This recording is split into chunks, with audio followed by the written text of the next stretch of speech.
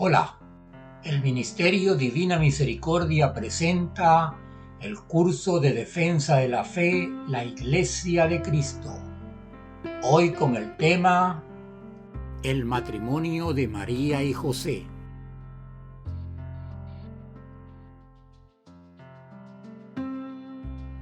Bienvenidos al curso de apologética La Iglesia de Cristo. Les habla Gastón Pérez, su facilitador. Este curso está disponible en nuestro canal de YouTube Ministerio Divina Misericordia. Asimismo, en formato para podcast en anchor.fm/Minis Divina Misericordia. También en nuestra página web ministeriodivinamisericordia.milaulas.com o perfeccionamientocatólico.milaulas.com. También puede seguirnos en nuestras redes sociales, Facebook, Ministerio Divina Misericordia de Jesús, en Instagram, Ministerio Divina Misericordia 5, o en Twitter, @mdivinam. Estamos estudiando el tema número 6, respuestas a las objeciones protestantes. Estamos en el subpunto respuestas a objeciones originadas después de la Ilustración. Dentro de este punto estamos viendo las objeciones sobre la Virgen María y hoy vamos a estudiar el tema el matrimonio de María y José. El contenido de este tema abarca los siguientes puntos: introducción, objeción del protestante, respuesta del católico y las conclusiones. Sección primera. Introducción.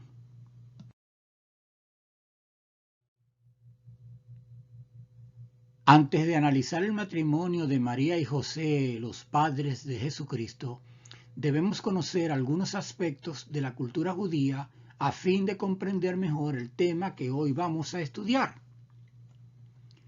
De manera pues que en el mundo judío la mujer era posesión del hombre, así como lo era el esclavo y la esclava, el buey y el asno. Éxodo 20:17. La mujer era bien valorada por su capacidad para procrear descendencia, especialmente si estos eran varones. La esterilidad, en cambio, era considerada como una prueba o un castigo de Dios, entre otros aspectos que se pueden considerar. Además, la mujer era menos estimada, ya que al pasar a ser posesión del marido, abandonarían la familia a la cual pertenecían, lo cual significaba que no iban a perpetuar ni la raza ni la familia de los padres de la mujer.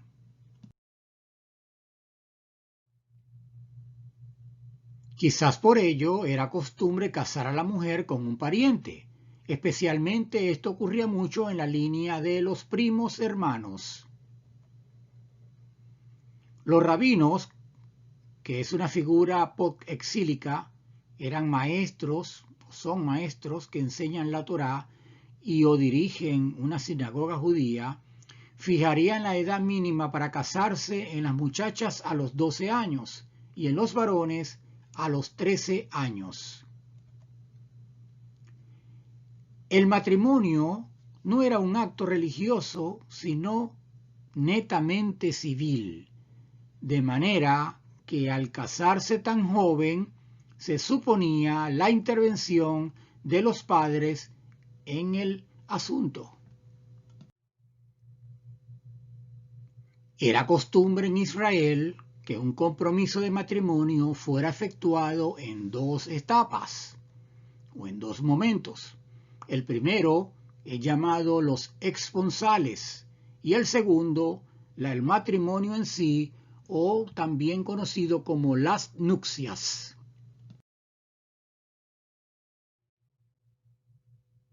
Veamos las características de los esponsales. En este, la mujer se promete con el que la va a desposar. Se utilizan testigos y se puede pactar de tres formas: por dinero, por documento escrito o por una relación sexual, o sea, en el caso de que hubiese habido una violación y por lo tanto el hombre es obligado a contraer matrimonio con la mujer.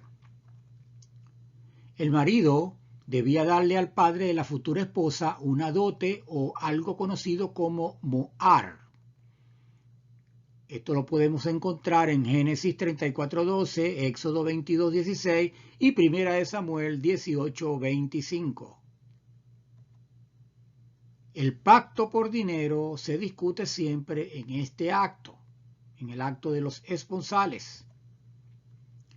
Entre los esponsales y las nupcias o el matrimonio en sí había un tiempo más o menos largo.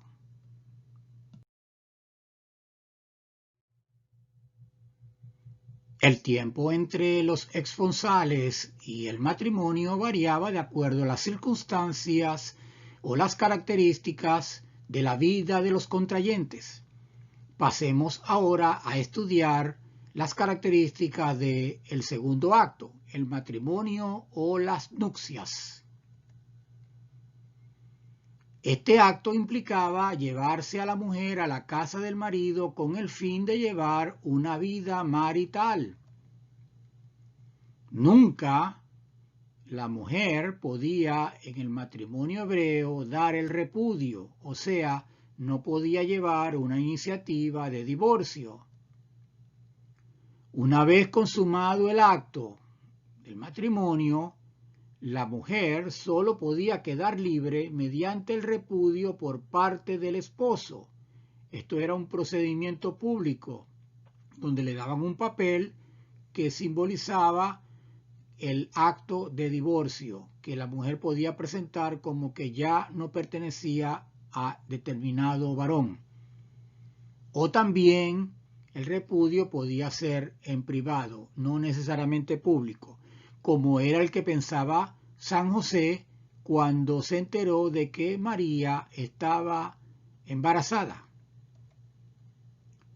Sin embargo, también hay que considerar que en el caso de que hubiese una calumnia del marido sobre la virginidad de la mujer, o sea, que estuviese alegando que ella no era virgen al momento del matrimonio, la mujer en sí debería haber conservado de la primera noche el lienzo manchado de sangre como prueba de que el hombre pues la encontró virgen, y al mismo tiempo esto era para que el hombre fuese multado y castigado por su calumnia. Al respecto, podemos encontrar detalles en Deuteronomio capítulo 22, versículos del 13 al 21. En la Biblia podemos encontrar en el libro de Tobías capítulo 7, versículo 11, una fórmula que posiblemente el padre de la novia decía para oficializar el matrimonio. Veamos lo que dice la determinada cita bíblica argumentada. Raguel le dijo: está bien, a ti se te debe dar según la sentencia del libro de Moisés, y el cielo decreta que te sea dada. Recibe a tu hermana. A partir de ahora, tú eres su hermano y ella es tu hermana. Tuya es desde hoy por siempre. Que el Señor del cielo os guíe a buen fin esta noche, hijo, y os dé su gracia y su paz. Raguel era el padre de la futura esposa de Tobías, y Tobías le estaba pidiendo pues que le diera la bendición a través de esta fórmula de oficializar el matrimonio para que pues se cumpliese lo que tenía en sí planificado, que era contraer el matrimonio con Sarra. Resumiendo entonces esta introducción, podemos recapitular que la institución del matrimonio en el mundo judío era un acto civil y no religioso. El hombre debía tener una edad mínima de 13 años y la mujer 12 años para poder casarse. El futuro esposo debía dar una dote o lo que se conoce como mohar al padre de la novia, que consistía en dinero y cuyo monto se acordaba en el acto de los esponsales, o sea, cuando se comprometía al matrimonio. La novia pasaba a ser una pertenencia del marido y nunca podía darle el repudio, ya que solo era un derecho del hombre. Sección segunda. Los hermanos separados alegan que María sí tuvo relaciones conyugales con José y por consiguiente engendró más hijos.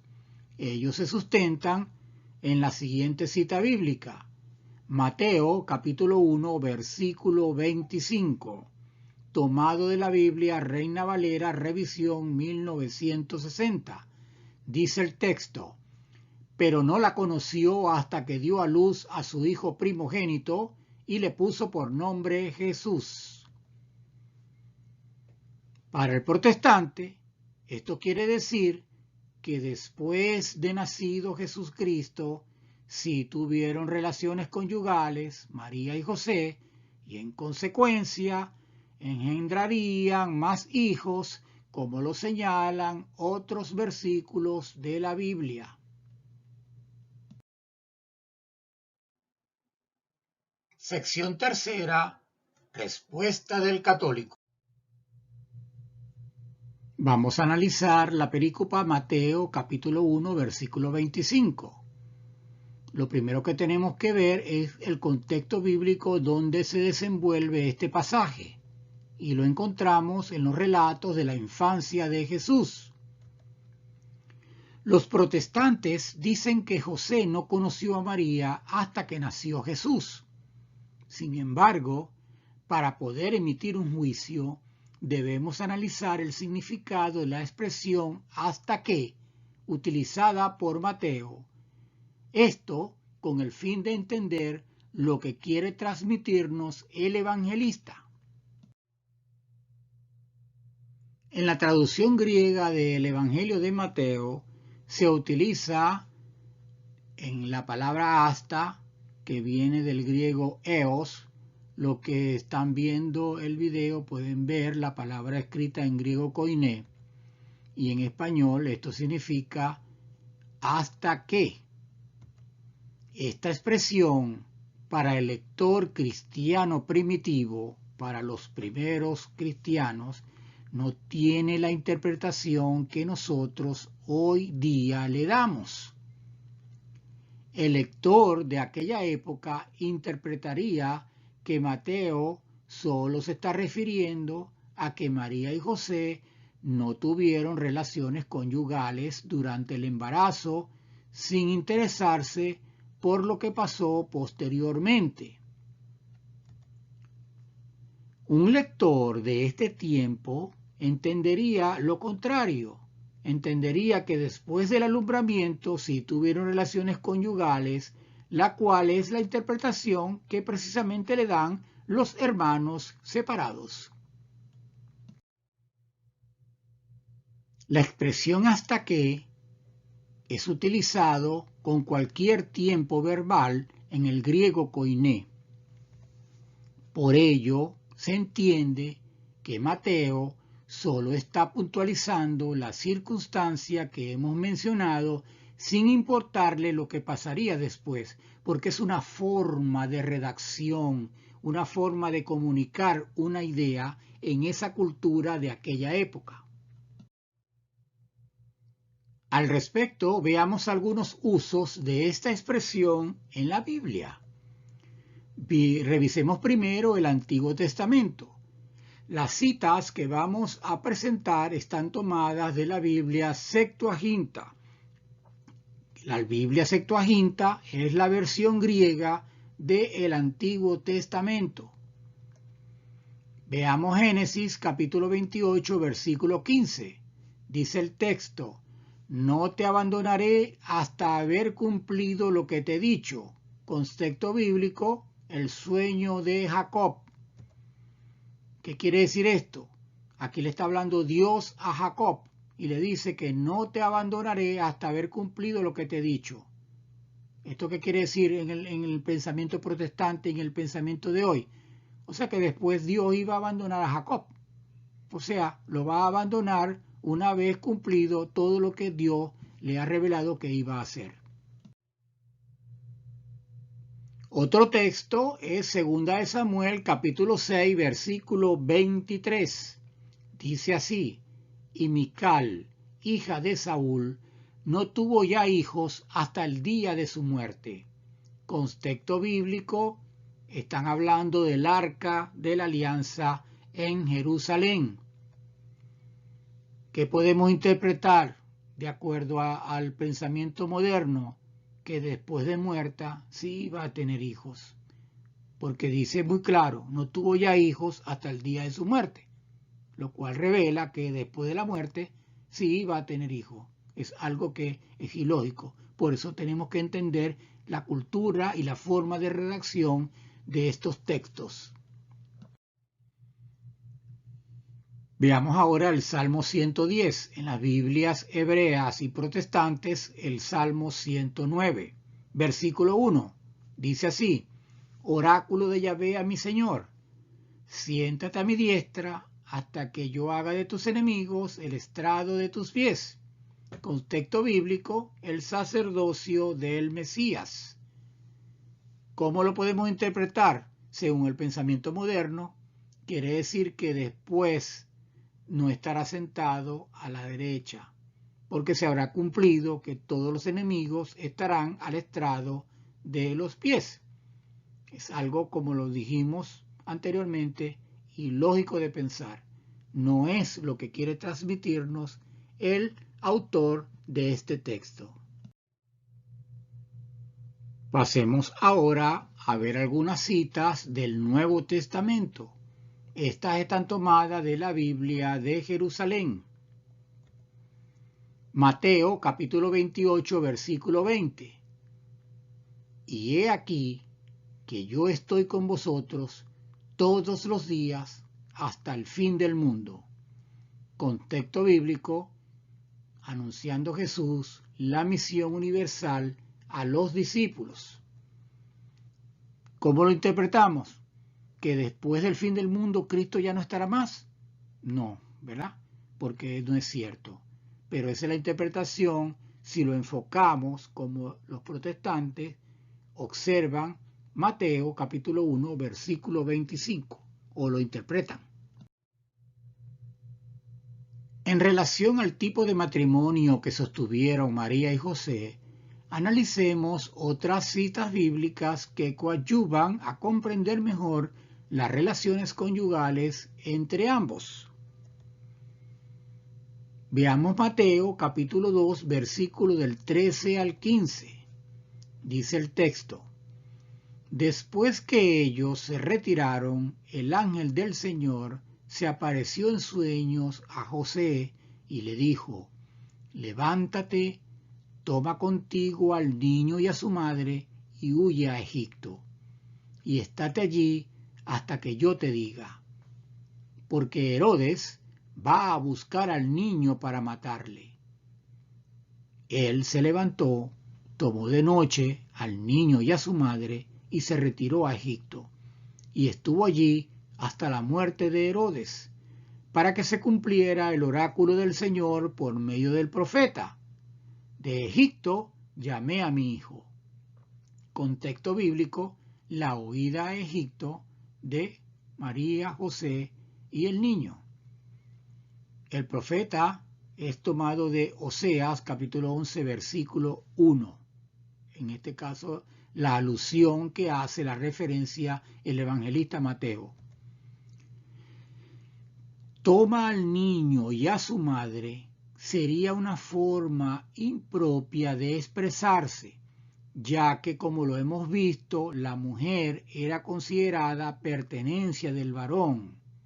Por eso no podemos entender en la forma como lo interpretan los protestantes, de que cuando vemos aquí toma al niño y a su madre, no está diciendo toma al niño y a tu esposa o a tu mujer, sino que se está refiriendo y hace alusión solamente a ellos. O sea que el papel de él es otro. Es un papel donde es el padre putativo, pero no el verdadero padre. Y eso hay que entenderlo aquí. El redactor del Evangelio no hace la redacción como lo pudiesen haber en otros pasajes bíblicos. Por eso es una forma impropia de expresarse.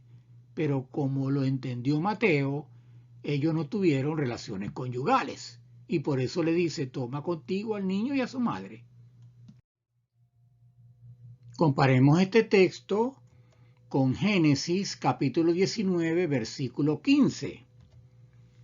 Dice así: al rayar el alba, los ángeles apremiaron a Lot, diciendo: levántate, toma a tu mujer y a tus 2 hijas que se encuentran aquí, no vayas a ser barrido por la culpa de la ciudad. Contexto bíblico: destrucción de Sodoma y Gomorra.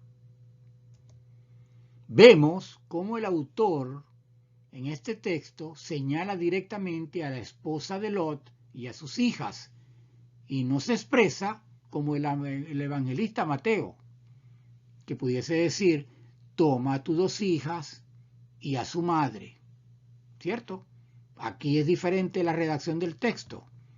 Si José hubiese sido el padre biológico de Jesús, debió haber escrito Mateo, toma a tu mujer y tu hijo. En resumen, la cita argumentada por los protestantes, Mateo capítulo 1, versículo 25, presenta los siguientes inconvenientes. Puede deducirse, en base a las citas bíblicas que hemos presentado, que al transliterarse al español el griego koiné utilizado en la Septuaginta y en el Nuevo Testamento, el sentido de las expresiones que le dan los traductores a ciertos versículos no necesariamente coincide con el que un lector contemporáneo pueda tener del mismo, y esto es producto de la evolución que tiene el lenguaje y la cultura. En las citas presentadas encontramos una forma de expresarse de hace 2000 años. El evangelista Mateo en 1:25 solo está puntualizando la circunstancia del hecho de que Jesús nació sin semilla de varón alguno, y no lo que pasaría después en su matrimonio con María. Sección cuarta. Conclusiones.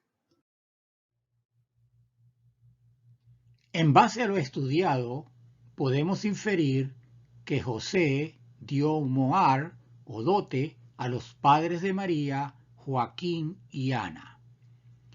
Los nombres Joaquín y Ana son conocidos por los textos apócrifos Protoevangelio de Santiago y Evangelio del Pseudo Mateo, y también por una tradición que comienza en el siglo II.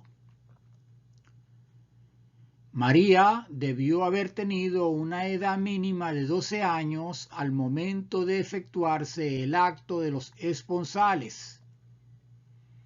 En el lapso entre este y las nupcias fue cuando quedó embarazada por el Espíritu Santo.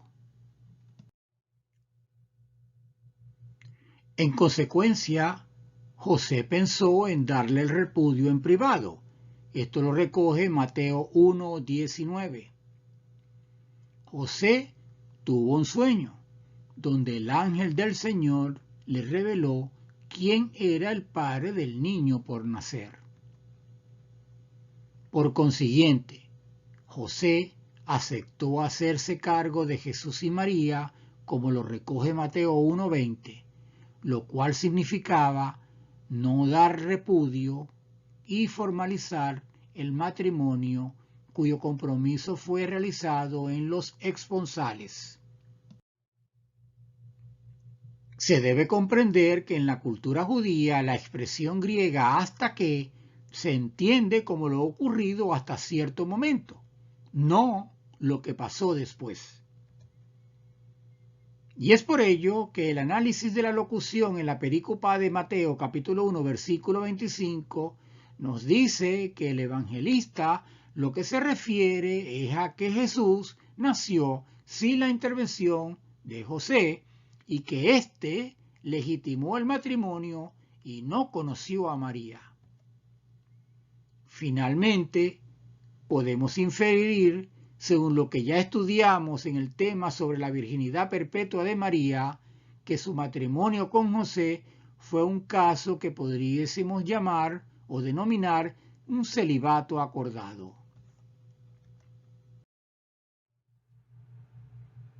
Hasta aquí el tema el matrimonio de María y José.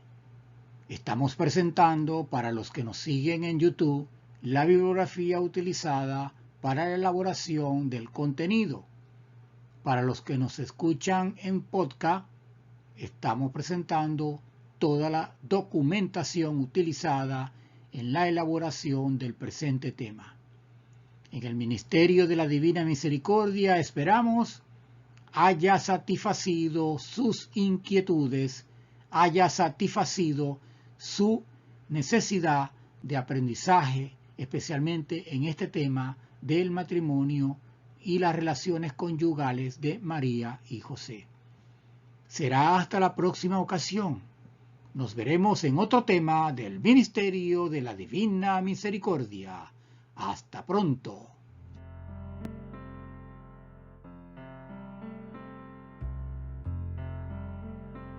Recuerda, si te gusta el contenido, dale like y suscríbete al canal. No olvides darle a la campanita para recibir las notificaciones sobre nuevos contenidos. Que Dios te bendiga siempre.